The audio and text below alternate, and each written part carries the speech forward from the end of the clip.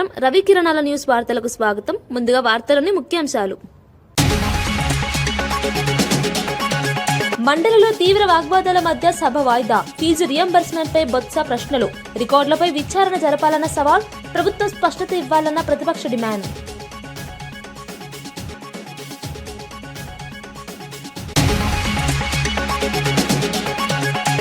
Congress BJP తెలంగాణకు ఉపయోగం లేదన్న కేటీఆర్. అబద్దపు హామీలతో కాంగ్రెస్ అధికారంలోకి వచ్చిందన్న విమర్శ. బీజేపీ రాష్ట్రానికి పనేమీ చేయలేదన్న వ్యాఖ్య. గులాబీ జెండానే తెలంగాణకు రక్షణ అన్న కేటీఆర్.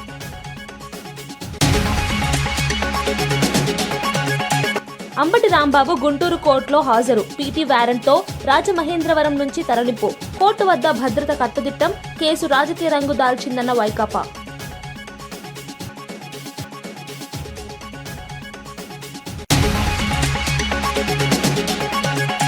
పార్లమెంట్లో రైట్ టు రీకాల్ అంశంపై వేడెక్కిన చర్చలు. పనితీరు లేని ఎంపీలను వెనక్కి పిలవాలని డిమాండ్.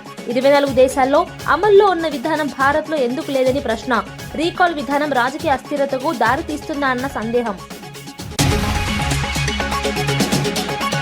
హైదరాబాద్ బాగ్లింగంపల్లిలో తెలంగాణ జాగృతి ఆధ్వర్యంలో ఉద్యమకారుల ఆత్మగౌరవ సభ నిర్వహించడం ఉద్యమ వర్గాల్లో చైతన్యం రేపింది. కార్యక్రమానికి హాజరైన తెలంగాణ జాగృతి అధ్యక్షురాలు కల్వకుంట్ల కవిత తెలంగాణ తల్లి ప్రొఫెసర్ జయశంకర్ విగ్రహాలకు పూలమాలలు వేసి నివాళులర్పించారు. తెలంగాణ అమరవీరుల స్మరణార్థం సభలో పాల్గొన్న వారు 2 నిమిషాలు మౌనం పాటించారు. రాష్ట్ర ఆత్మగౌరవం, ఉద్యమ స్ఫూర్తిని నిలబెట్టుకోవాలని కవిత పిలుపునిచ్చారు. తెలంగాణ సాధనలో ఉద్యమకారుల పాత్రను గుర్తు చేస్తూ ప్రస్తుత రాజకీయ పరిణామాలపై విమర్శలు చేశారు. ఉద్యమ ఫలితాలను కాపాడాల్సిన బాధ్యత అందరిదని పేర్కొన్నారు. ఈ సభతో తెలంగాణ రాజకీయాల్లో మరోసారి ఉద్యమ చర్చలు వేడెక్కాయి. ఎత్తుకొచ్చి పోరగాళ్ళని అరెస్ట్ చేసి పెట్టిండు. అది నచ్చలేదు తెలంగాణ ప్రజలకు. అందుకే అధికారానికి దూరమైన అహంకారం అనేటటువంటిది, ఆ యొక్క సహనశీలత లేకపోవడం అనేటటువంటిది కరెక్ట్ కాదు. మక్తల్ బీజేపీ అభ్యర్థి మహాదేవప్ప ఆత్మహత్యపై మంత్రి వాకిటి శ్రీహరి స్పందిస్తూ తనకు ఎలాంటి సంబంధం లేదని స్పష్టం చేశారు. రాజకీయ లబ్ధి కోసమే తనపై ఆరోపణలు చేస్తున్నారని మండిపడ్డారు. తాను ఎప్పుడు మహాదేవప్పకు ఫోన్ చేయలేదని, కావాలంటే కాల్ డేటా రికార్డులు పరిశీలించుకోవచ్చని సవాల్ విసిరారు. ఈ ఘటనను రాజకీయ రంగంలోకి లాగి దుష్ప్రచారం చేస్తున్నారని ఆరోపించారు. విచారణలో నిజాలు వెలుగులోకి వస్తాయని తెలిపారు. మరోవైపు బీజేపీ నాయకులు మాత్రం ఇది ఒత్తిడి వల్ల జరిగిన ఘటన అని ఆరోపిస్తున్నారు. ఈ విషయంలో పూర్తి స్థాయి దర్యాప్తు జరగాలని అన్ని వర్గాలు డిమాండ్ చేస్తున్నాయి. ఘటన రాజకీయంగా పెద్ద దుమారం రేపుతోంది. నామినేషన్ ప్రక్రియ కంటే ముందు గానీ ఇప్పటి వరకు గానీ ఒక్కసారి ఆయన ఫోన్ కించి నాకు ఫోన్ వచ్చింటే, లేదా నా ఫోన్ కించి ఆయనకు ఫోన్ పోయింటే, మీరంతా అలిగేషన్ ఏది నేను బెదిరించానంటున్నారు కదా, పోయింటే, లేదా నా 32 ఏళ్ల రాజకీయ జీవితంలో నేను ఎవరైనా బెదిరించి ఉంటే రాజకీయాల్లో నేను శిక్షకు అర్హుణ్ణి. ఫోన్ కాల్ పోయినా కూడా శిక్షకు అర్హుణ్ణి. నేనేమి మంత్రి అయినంత మాత్రాన చట్టానికి అతీతుడిని కాదు. కానీ రాజకీయ లబ్ధి కోసము చనిపోవడానికి గల కారణాన్ని వెతికి తీయకుండా, చనిపోయిన కుటుంబం గురించి ఆలోచన చేయకుండా ఈడికెళ్ళి పార్లమెంట్ వరకు మాట్లాడి ఏదో నేను తప్పు చేసినట్టు క్రియేట్ చేయడం అనేది ఎంతవరకు సమంజసమని గుర్తుపెట్టుకోవాల్సిన అవసరం ఉంది. అదంతా ఒకటే కుటుంబం సంబంధించినటువంటి వ్యక్తులు. ఎస్టీ రిజర్వ్ వచ్చింది కాబట్టి మక్తల్ మున్సిపాలిటీలో వార్డు 6లో మహాదేవప్ప చనిపోయిండు.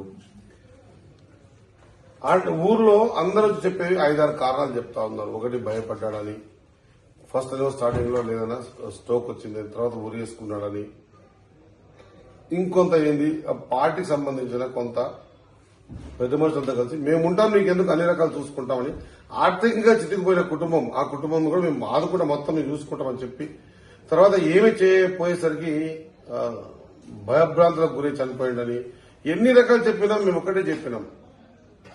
ఎఫ్ఐఆర్ అయింది, పోస్ట్ మార్టం అవుతుంది. సారీ అండి. అయినప్పుడు కారణం ఒకవేళ ఏ చిన్న 0.001% కారణం నేను అని తెలిస్తే నేను మీడియా ముందర చెప్తా ఉన్నా, దేనికైనా సిద్ధమే. నా జీవితంలో ఒకరిని ఇబ్బంది పెట్టే జీవితం గడపలేదు, నేను గడపను కూడా.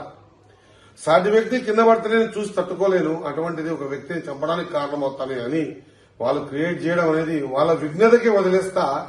ఎందుకు దీన్ని ఇంత హల్చల్ చేసి ఇంత చేసి లాస్ట్కి ఏమన్నారు, సొంత బిడ్డ కొడుకు ఏమన్నారు, ఇటు అందరి తప్పు. మా అమ్మ చెప్పింది కూడా కరెక్ట్ కాదు, మేము చెప్తా ఉన్నాం. నాకు తెలిసింది ఏంటంటే మేము చెప్తా ఉన్నాం మా నాన్న భయపడ్డాడు, అని. ఈ విధంగా రాజకీయ లబ్ధి కోసం ఇంతవరకు దిగజారే ఆలోచన చేసిండ్రు అంటే నిజంగా కూడా ఇంకా ఎంతవరకు దిగజారుతాం రాజకీయాల కోసం నాకైతే తెలియదు. కానీ నా మాట చెప్తా ఉన్నా, ముందు మన ఉత్తరాంధ్ర అభివృద్ధికి కీలకంగా భావిస్తున్న ఆర్సిలార్ మిత్తల్ ప్రాజెక్టు రాష్ట్రానికి రానుందని మంత్రి లోకేష్ తెలిపారు. విశాఖలో 2 స్టీల్ సిటీ నిర్మాణానికి భూములు కేటాయించామని చెప్పారు. ఏపీకి పెట్టుబడులు రాకుండా వైసీపీ కుట్ర పన్నిందని ఆరోపించారు. టీసీఎస్, కాగ్నిజెంట్ వంటి సంస్థలకు భూములు ఇవ్వడం తప్ప అని ప్రశ్నించారు. గత పాలనలో విశాఖకు ఒక పెద్ద కంపెనీ కూడా తీసుకురాలేదని విమర్శించారు. పరిశ్రమలు రాకపోతే ఉపాధి అవకాశాలు ఎలా పెరుగుతాయని అన్నారు. రాష్ట్ర అభివృద్ధి కోసం పారిశ్రామిక పెట్టుబడులు అవసరమని, అందుకు ప్రభుత్వం చురుకైన చర్యలు తీసుకుంటోందని తెలిపారు.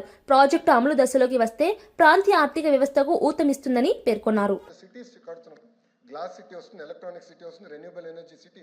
We are building now solar cell manufacturing, ingot wafer manufacturing city, ఈ మొత్తం డ్రోన్ సిటీ, ఇట్లా సుమారుగా 22 క్లస్టర్స్ అధ్యక్ష. స్పేస్ సిటీ అధ్యక్ష 300 ఎకరాలు ఇచ్చాము అధ్యక్ష. స్కై రూట్ అనే సంస్థకి 300 పైచిలుగా ఎకరాలు మేము వాళ్ళకి భూమి ఇచ్చాము. ఎందుకు ఇచ్చాం?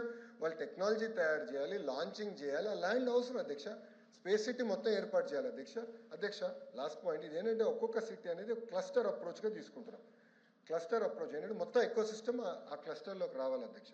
ఒక ఉదాహరణ సెల్ ఫోన్లో ఇప్పుడు స్క్రీన్ తయారు చేసేవాళ్ళు కావాలి, హౌసింగ్ తయారు చేసేవాళ్ళు కావాలి, కెమెరా లెన్స్, కెమెరా మాడ్యూల్ తయారు చేసేవాళ్ళు కావాలి, చివరికి కార్డ్బోర్డ్ బాక్స్ తయారు చేసేవాళ్ళు కావాలి, యాక్సెసరీస్ తయారు చేసేవాళ్ళు కావాలి అధ్యక్ష. చైనా సక్సెస్ స్టోరీ అదే. వాళ్ళు సిటీస్ తయారు చేశారు. Toy city, electronic city, drone city, EV car city, ఇట్లా ఎకో సిస్టమ్స్ క్లస్టర్స్ అన్నీ వచ్చినాయి కనుకనే వాళ్ళంతా చౌక్గా తయారు చేసి గ్లోబల్ మ్యానుఫ్యాక్చరింగ్ హబ్గా వాళ్ళు తీర్చిదిద్దుకున్నారు అధ్యక్ష. వాళ్ళని ఇలా ఆదర్శంగా తీసుకుని we have to build it. మన ఎకో సిస్టమ్ బిల్డ్ చేయాలి. ఇది వర్టికల్ అధ్యక్ష. హారిజాంటల్ లాస్ట్ పాయింట్ హారిజాంటల్ అధ్యక్ష ఎడ్యుకేషన్ అధ్యక్ష. నా డిపార్ట్మెంట్ కీలకమైన పాత్ర ఉంది అధ్యక్ష. We have to improve our curriculum, we have to focus. Second, testing facilities అధ్యక్ష. ఇప్పుడు సోలార్ సెల్ మ్యానుఫ్యాక్చరింగ్ కదా, ఇది టెస్ట్ చేయాలి. టెస్టింగ్ ఫెసిలిటీస్ తర్వాత సర్టిఫికేషన్ ఫెసిలిటీస్, ఇది మొత్తం ఎకో సిస్టమ్ ఏర్పాటు చేయాలి అధ్యక్ష. లాస్ట్ 2 పాయింట్స్ అధ్యక్ష. ఏసీ మ్యానుఫ్యాక్చరింగ్ అధ్యక్ష. ఈరోజు ఆంధ్ర రాష్ట్రం భారతదేశంలో 100 ఏసీలు తయారవుతాయి, 50% ఆంధ్ర రాష్ట్రం నుంచి వస్తున్నాయి అధ్యక్ష. 50% అధ్యక్ష. గౌరవ మంత్రి గారు టీజీ భరత్ గారు ఎల్జీ, బ్లూ స్టార్, డైకన్తో ఒప్పందం కుదుర్చుకున్నారు అధ్యక్ష. ఈ 2 రాబోయే 18 నెలల్లో పూర్తవుతాయి అధ్యక్ష. అది 70% వెళ్తుంది అధ్యక్ష. ఆ అసోసియేషన్తో మేము కలిసినప్పుడు అధికారంలోకి వచ్చినప్పటి నుంచి సచివాలయ ఉద్యోగులపై సీఎం చంద్రబాబు కక్ష సాధింపులకు పాల్పడుతున్నారని వైఎస్ఆర్సీపీ అధికార ప్రతినిధి కారుమూరు వెంకటరెడ్డి ఆరోపించారు. శివరాత్రి రోజున తెల్లవారుజామున 4 గంటల నుంచి అర్ధరాత్రి వరకు ఉద్యోగులను టాయిలెట్ వద్ద డ్యూటీలు వేయడం అవమానకరమని విమర్శించారు. ఇది పరిపాలన అవసరం కాదని, ఉద్దేశపూర్వక వేధింపులేనని పేర్కొన్నారు. ప్రభుత్వ ఉద్యోగులను గౌరవించాల్సిన ప్రభుత్వం వారిని ఇబ్బందులకు గురి చేయడం తగదన్నారు. ఉద్యోగుల ఆత్మగౌరవాన్ని దెబ్బతీసే విధంగా వ్యవహరిస్తే తగిన ప్రతిస్పందన ఉంటుందని హెచ్చరించారు. సచివాలయ సిబ్బందికి సరైన పని విభజన, మానవీయ దృష్టికోణం అవసరమని సూచించారు. ఈ అంశంపై ప్రభుత్వం స్పష్టమైన వివరణ ఇవ్వాలని, ఉద్యోగుల పట్ల గౌరవభావంతో వ్యవహరించాలని వైఎస్ఆర్సీపీ డిమాండ్ చేసింది. అని చెప్పి వాళ్ళ టార్గెట్ చేసి వాళ్ళని వేధింపులకు గురి చేయడం వల్ల కొంతమంది ఆత్మహత్య చేసుకుని, కొంతమంది ఒత్తిడిని తట్టుకోలేక గుండెపోటు వచ్చి దాదాపు 80 మంది పైగా చనిపోయినటువంటి పరిస్థితి. ఇప్పుడు చూస్తే ఈరోజు సచివాలయ ఉద్యోగులపై మరొక కక్ష సాధింపు చర్య. శివరాత్రి పేరుతో పిండ ప్రదానాలు, టాయిలెట్ల వద్ద విధులు. తెల్లవారుజాము 4 నుంచి రాత్రి 11 గంటల వరకు టాయిలెట్ల దగ్గరను పిండ ప్రదానాల దగ్గర కాపలా గాయాలంట సచివాలయ ఉద్యోగులు. ఎంత దారుణం చూడండి. డిగ్రీలు, పిహెచ్డీలు, పీజీలు చేసి గ్రామంలోనే ప్రభుత్వ ఉద్యోగం చేయించినటువంటి ఓ మంచి ఆలోచనతో ఏదైతే జగన్మోహన్ రెడ్డి గారు గ్రామ వార్డు సచివాలయ వ్యవస్థను తీసుకొని వచ్చినప్పుడు దాంట్లో ఉద్యోగస్తులుగా ఏదైతే ఏపీపీఎస్సీ ద్వారా కండక్ట్ అయినటువంటి ఎగ్జామ్లో పాస్ అయ్యి దాదాపు 25 లక్షల మంది రాశారు. ఆ రోజు ఎగ్జామ్ 22 లక్షల మంది, 23 లక్షల మంది దాంట్లో పాస్ అయ్యి అంత మంచి ఉద్యోగం సాధించినటువంటి వీళ్ళని ఈరోజు అవమాన రీతిలో నిత్యం అవమానాలు, మానసిక క్షోభకు గురి చేస్తూ అధికార పార్టీ నాయకులు ఒత్తిడిలో పక్క ఇప్పుడు చూస్తే రేపు మహాశివరాత్రి తిరునాళ్ళ సందర్భంగా ఫిబ్రవరి 14 నుంచి 16వ తేదీ వరకు ఇక్కడ ఇచ్చారు చూడండి సర్క్యులర్. జగ్గయ్యపేట మండల పరిధిలోని ముక్తేశ్వరం గ్రామంలో వాహనాల పార్కింగ్ తో పాటు మెయిన్ రోడ్డు, ఘాట్లు, మహిళా స్నానాల గదులు, టాయిలెట్ల దగ్గర సచివాలయ ఉద్యోగులకు డ్యూటీలు వేయటం. నిజంగా ఇంతకంటే దారుణం ఇంకోటి ఉంటుందా? టాయిలెట్ల దగ్గర, పిండ ప్రదానాల దగ్గర సచివాలయ ఉద్యోగులకు డ్యూటీలా? ఏం చంద్రబాబు నాయుడు గారు, నీకు మైండ్ ఏమన్నా అసలు పనిచేస్తుందా? మతుండే మీరు వ్యవహరిస్తున్నారా? అసలు ఎక్కడన్నా ఇట్లాంటిది ఉంటుందా దారుణం? ఇప్పటికే ఉద్యోగస్తులు చచ్చిపోతున్నారు మీ వల్ల, ఇంకా ఎంతమందిని చంపుతారు? మీకు ఆ సినిమాలో ఎస్జే సూర్య ఉంటాడు కదా, మహేష్ బాబు సినిమాలో, అంత జనాలందరూ ఏడుస్తా ఉంటే అతనికి రాక్షస ఆనందం కలుగుతూ ఉంటుంది. మీకు కూడా అలానేమో, జనాలందరూ చచ్చిపోతా ఉంటే అంత ఎక్కువ మంది చచ్చిపోతే చంద్రబాబు నాయుడు గారికి అంత ఆనందం కలిగిద్దేమో. అందుకనేనా ఈ డ్యూటీలు? ఇప్పటికైనా ఈ నిర్ణయాన్ని విరమించుకోండి, సచివాలయ ఉద్యోగుల మీద ఒత్తిడి తగ్గించండి. రాజేంద్రనగర్ నియోజకవర్గాన్ని హైదరాబాద్ కార్పొరేషన్ లో కలపడం అన్యాయమని బీఆర్ఎస్ నాయకుడు పట్లోల కార్తిక్ రెడ్డి తీవ్రంగా వ్యతిరేకించారు. ఈ నిర్ణయం వల్ల నియోజకవర్గం తన ప్రత్యేక అస్తిత్వాన్ని కోల్పోతుందని, రాజకీయంగా మరియు అభివృద్ధి పరంగా నష్టపోతుందని అన్నారు. ఇప్పటికే 2 నెలలుగా అఖిలపక్షంగా ఆందోళన చేస్తున్నామని, స్థానిక ఎమ్మెల్యేకు లేఖ ఇచ్చామని తెలిపారు. ప్రజల అభిప్రాయాలను పట్టించుకోకుండా ప్రభుత్వం ఏకపక్ష నిర్ణయం తీసుకుందని విమర్శించారు. ఈ నిర్ణయాన్ని వెంటనే వెనక్కి తీసుకోకపోతే పెద్ద ఎత్తున ఉద్యమం చేపడతామని హెచ్చరించారు. స్థానిక అవసరాలు, మౌలిక వసతుల అభివృద్ధి, ప్రాతినిధ్యం వంటి అంశాలను పరిగణలోకి తీసుకోవాలని డిమాండ్ చేశారు. రాజేంద్రనగర్ ప్రజల ఆత్మగౌరవాన్ని కాపాడేందుకు పోరాటం కొనసాగిస్తామని స్పష్టం చేశారు. నిన్న ప్రభుత్వ ఉత్తరాలు అంటే గవర్నమెంట్ జియో ఒకటి బయటికి రావడం జరిగింది. ఈ విషయం నేను 2 నెలల కిందటనో దాదాపు నెలన్నర కిందటనో మీ అందరి మధ్యలో మీ ద్వారా ప్రభుత్వానికి తెలియజేసి పెద్ద ఎత్తున నిరసన కార్యక్రమాలు కూడా నియోజకవర్గం స్థాయిలో చేసి ప్రభుత్వానికి ప్రజలకు ఈ తీసుకున్న నిర్ణయం వల్ల జరిగిన నష్టాన్ని వివరించే ప్రయత్నం మనం ఎప్పుడో చేశాం. ప్రభుత్వానికి తెలియదనేది ఏం లేదు, ఇక్కడ ఉన్న ప్రజలకి దీని పట్ల స్పష్టత లేదని కూడా లేదు. మనం ముందే దీని గురించి మాట్లాడినాం. ఎమ్మెల్యే గారి దగ్గరికి కూడా అఖిలపక్షంగా మా పార్టీకి సంబంధించిన కొంతమంది నాయకులే కానీ మిగతా పార్టీలకు సంబంధించిన నాయకులు పోయి ఎమ్మెల్యే గారికి కూడా విజ్ఞప్తి చేయడం జరిగింది. నాకు తెలిసి ఎమ్మెల్యే గారు కూడా ప్రభుత్వానికి ఒక లెటర్ కూడా రాయడం జరిగింది. దీన్ని ఇట్లా జిహెచ్ఎంసీలో దీన్ని విలీనం చేయకుండా దీన్ని రాజేంద్ర నియోజకవర్గాన్ని సైబరాబాద్లో పెట్టాలని మళ్ళీ ఎమ్మెల్యే గారు ఏం లెటర్ రాసిందో ఆయన కూడా ఒక లెటర్ రాయడం జరిగినట్టు నాకు తెలిసింది. మొదటి నుంచి మనం చెప్తున్నది ఈ విషయంలో స్పష్టంగా 2 విషయాలు. ఒకటి, రాయన్న నియోజకవర్గం ముక్కలు చెక్కలుగా అస్తిత్వం కోల్పోతుంది, మన ప్రాంతం నష్టపోతున్నాం. కాంగ్రెస్ పార్టీ వలన హైదరాబాద్ కార్పొరేషన్ లో కాంగ్రెస్ పార్టీకి సంబంధించిన మీరైతాడని మీరు మాకు గ్యారంటీ ఇవ్వగలుగుతారా ముఖ్యమంత్రి గారు అంటున్నాను నేను. ఏపీ శాసన మండలి రేపటికి వాయిదా పడింది. తల్లికి వందనం మరియు ఫీజు రియంబర్స్మెంట్ అంశాలపై తీవ్ర చర్చ జరిగింది. విద్యార్థులకు పూర్తి మొత్తాన్ని చెల్లించలేదని బొత్స సత్యనారాయణ ప్రశ్నించారు. 80% మంది విద్యార్థులకు 7 నుంచి 8 వేల ఇచ్చారని పేర్కొన్నారు. తన వ్యాఖ్యలు తప్పైతే రికార్డుల నుంచి తొలగించవచ్చని, అధికారులతో విచారణ జరపాలని సవాల్ విసిరారు. తాను తప్పైతే సభలో క్షమాపణ చెప్పేందుకు సిద్ధమని తెలిపారు. సభా సాంప్రదాయాలపై ఉపదేశాలు అవసరం లేదని ప్రతిపక్షాన్ని హెచ్చరించారు. ఈ అంశంపై ప్రభుత్వం స్పష్టత ఇవ్వాలని డిమాండ్ చేశారు. తీవ్ర వాగ్వాదాల మధ్య సభ దానికి అటువంటి సరైన సమాధానం లేదు. దాని నిరసనగా మేము ఆ ప్రెసిడెంట్ నుంచి ప్రొటెస్ట్ చేస్తూ వాకౌట్ చేయడానికి కూడా జరిగింది. ఇది వాస్తవం. ఇది ఎన్విరాన్మెంట్ క్రియేట్ చేద్దామని ఎన్విరాన్మెంట్ మేము తెలుసు. 2004లో ఆ రోజు రాజశేఖర రెడ్డి గారు ముఖ్యమంత్రి ఉన్నప్పుడే విశాఖపట్నంలో ఐటీ పార్క్ని పెట్టాం, కొంతమంది భూములు ఇచ్చాం, పెద్ద పెద్ద కంపెనీలు తీసుకొచ్చాం. దాంతోపాటు ఇండస్ట్రియల్గా విశాఖపట్నాన్ని డెవలప్ చేయడానికి ఆ రోజే మేము ప్రారంభం చేస్తాం. అందులో నేను కూడా భాగస్వామి, నేను కూడా ఆ రోజు మంత్రిగా ఉన్నాను. ఈరోజు రియల్ ఎస్టేట్ సంస్థకు వచ్చి 99 పైసలకే భూములు ఇస్తామంటున్నారు. మేము దాన్ని ఒక సిస్టమ్ ఉంది కదా గవర్నమెంట్లో, ఎక్స్ప్రెషన్ ఆఫ్ ఇంట్రెస్ట్ వెళ్ళడం, దాంట్లో ఎవరు వస్తారో ఆ కంపెనీ తాలకు వచ్చి చూడడం, వాళ్ళకు ఇవ్వడం అనేది. ఎందుకు ఆ కార్యక్రమం చేయకుండా లోపాకారిగా మీరు ఉపాధి ఎందుకు చేస్తున్నారు? ఏమనంటే ఉపాధి కల్పిస్తారు, ఉపాధి కల్పిస్తారో చస్తారో తర్వాత దొరుకుతున్నాయి అవి. ఈరోజు మీరు చేస్తున్న పని ఏంటి? ఇళ్ళకి ఇస్తున్న భూములు ఏంటి? ఆ రోజు అదాని డేటా సెంటర్ వచ్చి మేము ఆ రోజు దాన్ని పెట్టడము, ఆ కార్యక్రమంలో జరిగిన MOUలే కదా ఇవాళ అక్కడికి వచ్చిన ఏదైనా గూగుల్ సెంటర్ వస్తుందంటే దానికి అదే కారణం కదా. తిరుమల లడ్డూ నెయ్యి కల్తీ అంశంపై స్పందిస్తూ ఎవరు తప్పు చేశారో దేవుడు నిర్ణయిస్తారని అన్నారు. ఈ అంశాన్ని రాజకీయ లాభ నష్టాల కోసం వాడుకోవద్దని సూచించారు.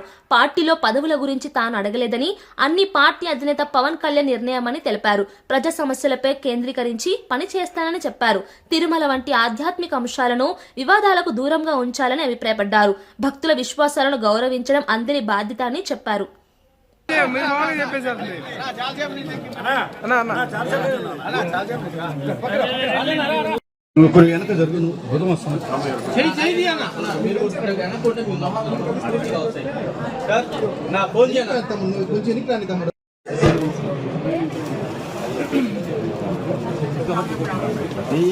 నా ముందు పెడతావు కెమెరా చూడు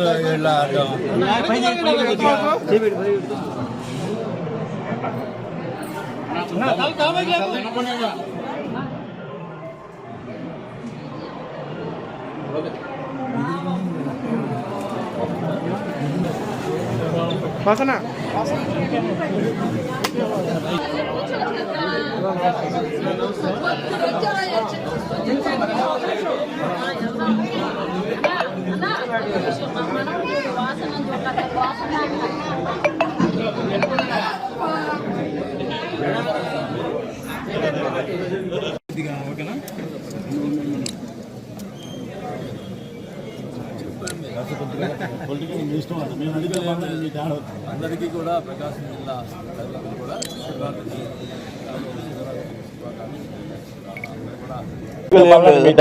అందరికీ కూడా ప్రకాశం జిల్లా ప్రజలందరూ కూడా శివరాత్రికి శుభాకాంక్షలు తెలియజేసుకుంటా ఉన్నాం. అందరూ కూడా సుఖ సంతోషాలు తట్టి ఉండాలని చెప్పి ఆ భగవంతుని కోరుకుంటా ఉన్నాం.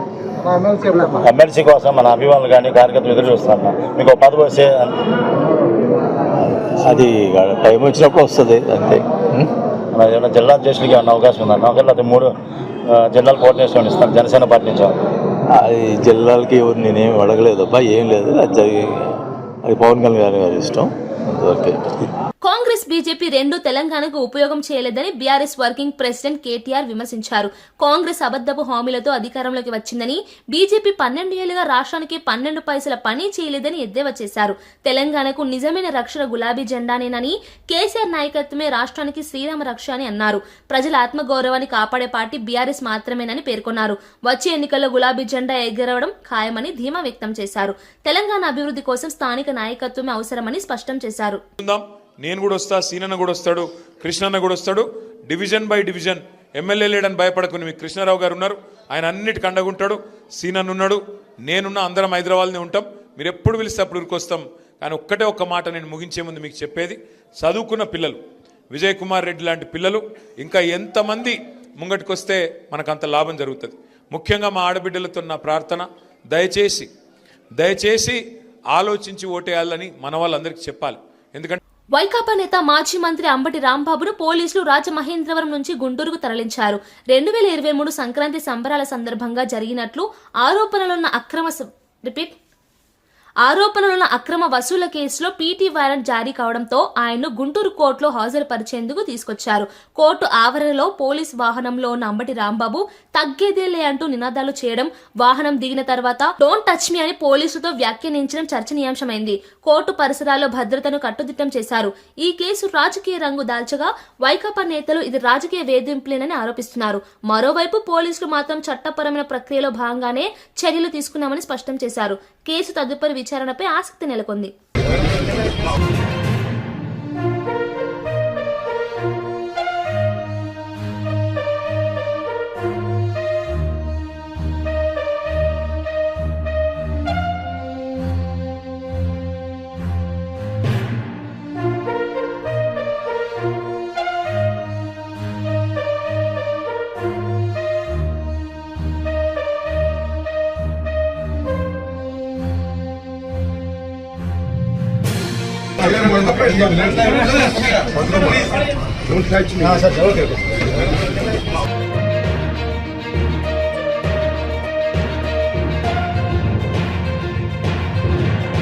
PCC chief chief Mahesh Kumar Goud Modi ప్రభుత్వంపై తీవ్ర విమర్శలు చేశారు. బ్రిటిష్ పాలనను తలపించే విధంగా కేంద్ర ప్రభుత్వం వ్యవహరిస్తుందని ఆరోపించారు.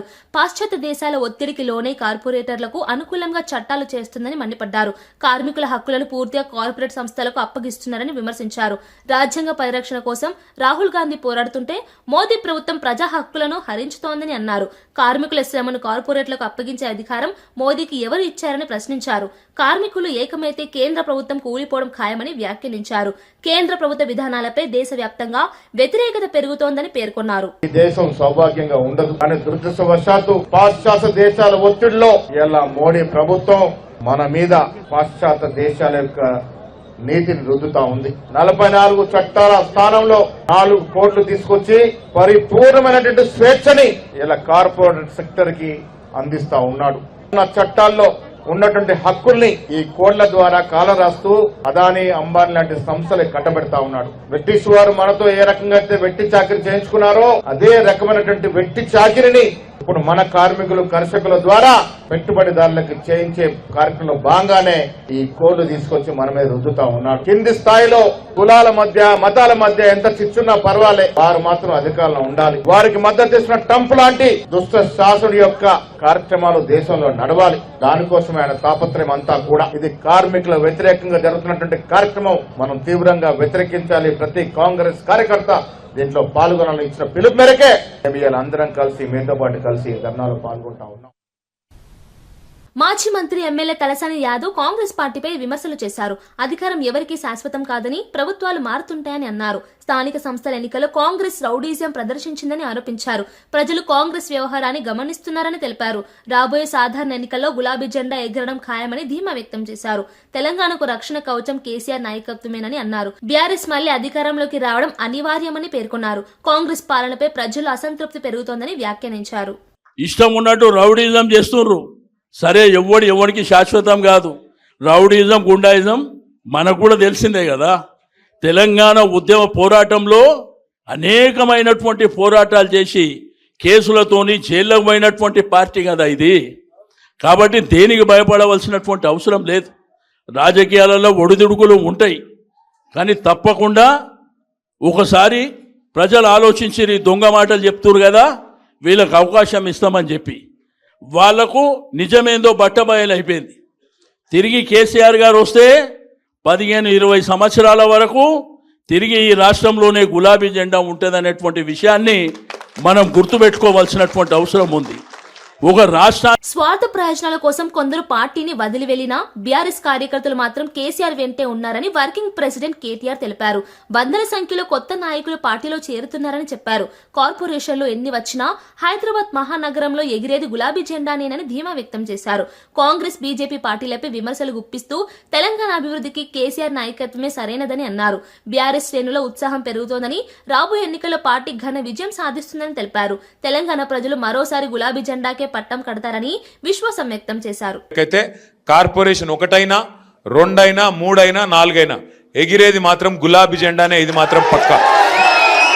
అందులో ఏ అనుమానం లేదు. ఎందుకంటే మనకు నాయకత్వం ఉంది.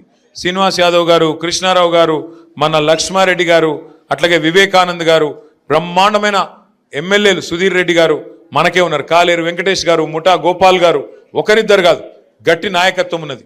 ఎవరైతే వాళ్ళ సొంత పనుల కోసం వెళ్ళిపోయినారు.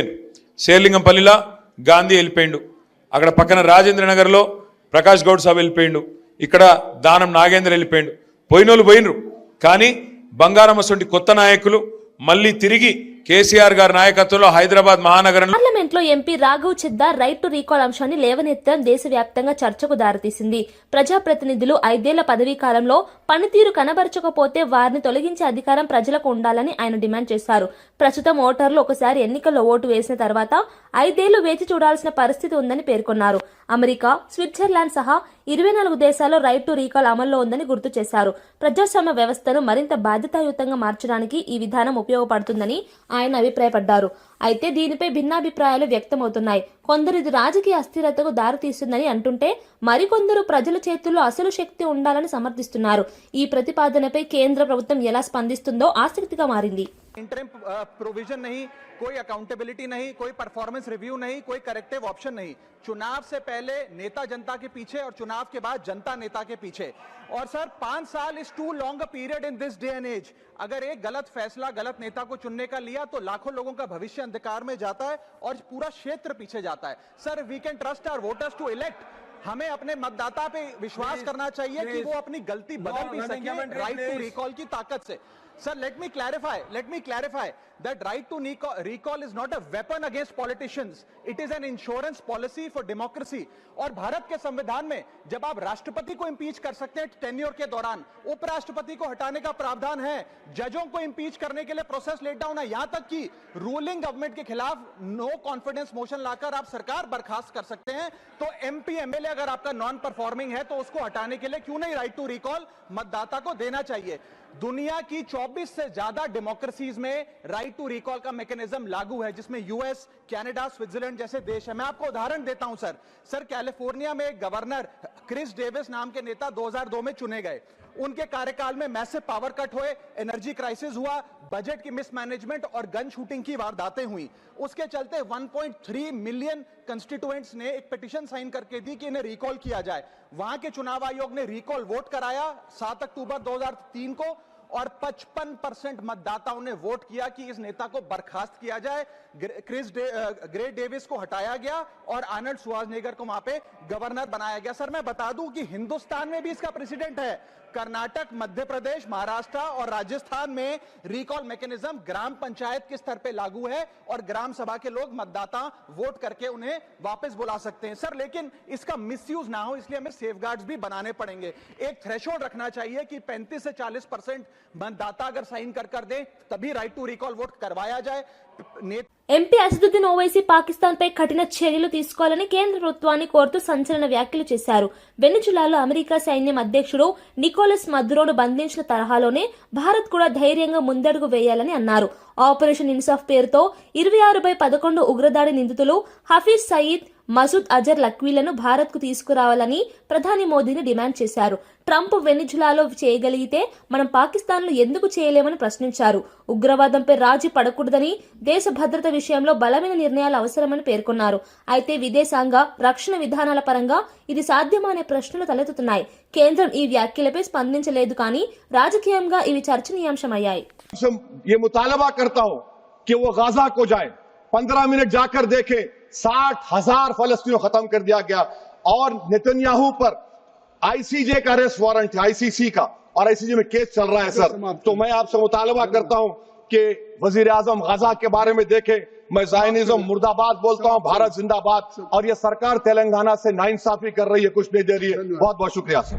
వార్తలు ముగించే ముందు ముఖ్యాంశాలు మరోసారి. మండలిలో తీవ్ర వాగ్వాదాల మధ్య సభ వాయిదా. ఫీజు రియంబర్స్మెంట్ పై బొత్స ప్రశ్నలు. రికార్డులపై విచారణ జరపాలన్న సవాల్. ప్రభుత్వం స్పష్టత ఇవ్వాలన్న ప్రతిపక్ష డిమాండ్.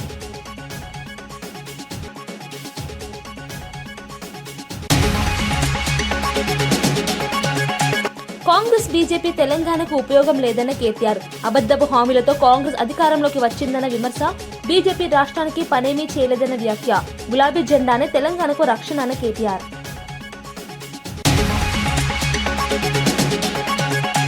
అంబటి రాంబాబు గుంటూరు కోర్టులో హాజరు. పీటీ వారెంట్తో రాజమహేంద్రవరం నుంచి తరలింపు.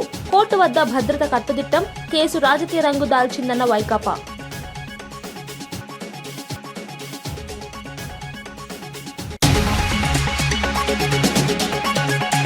పార్లమెంట్లో రైట్ టు రీకాల్ అంశంపై వేడెక్కిన చర్చలు. పనితీరు లేని ఎంపీలను వెనక్కి పిలవాలని డిమాండ్. 24 దేశాల్లో అమల్లో ఉన్న విధానం భారత్ లో ఎందుకు లేదని ప్రశ్న. రీకాల్ విధానం రాజకీయ అస్థిరతకు దారితీస్తుందా అన్న సందేహం. ఈనాటి వార్తా విశేషాలు మరో బులెటిన్లో